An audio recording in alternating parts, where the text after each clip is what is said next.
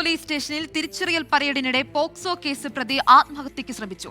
5 വയസ്സുകാരിയെ പീഡിപ്പിച്ച കേസിലെ പ്രതിയാണ് കൈമുറിച്ച് ആത്മഹത്യയ്ക്ക് ശ്രമിച്ചത്. പരിക്കേറ്റ പ്രതിയെ തൊടുപുഴയിലെ സ്വകാര്യ ആശുപത്രിയിൽ പ്രവേശിപ്പിച്ചു. വിവരങ്ങളുമായി ഇടുക്കിയിൽ നിന്നും രാഹുൽ വിജയം ചേരുന്നുണ്ട്. രാഹുൽ, വിവരങ്ങൾ.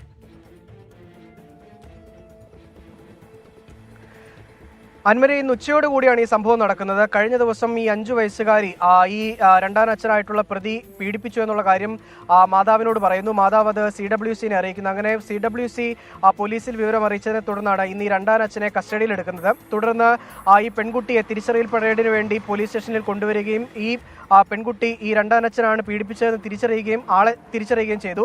പിന്നാലെയായിരുന്നു നാടകീയ സംഭവങ്ങൾ. കയ്യിൽ കരുതിയിരുന്ന ബ്ലേഡ് ഉപയോഗിച്ച് കൈ ഞരമ്പ് മുറിക്കാനുള്ള ശ്രമമാണ് നടത്തിയത്. ഉടൻ തന്നെ ഈ പോലീസുകാർ ഈ പ്രതിയെ തൊട്ടടുത്തുള്ള ആശുപത്രിയിലേക്ക് കൊണ്ടുപോയിട്ടുണ്ട്. എന്തായാലും പരിക്ക് ഗുരുതരമല്ല എന്നുള്ളതാണ് ഏറ്റവും പ്രധാനപ്പെട്ട കാര്യം. ആൻമരിയ, ശരി.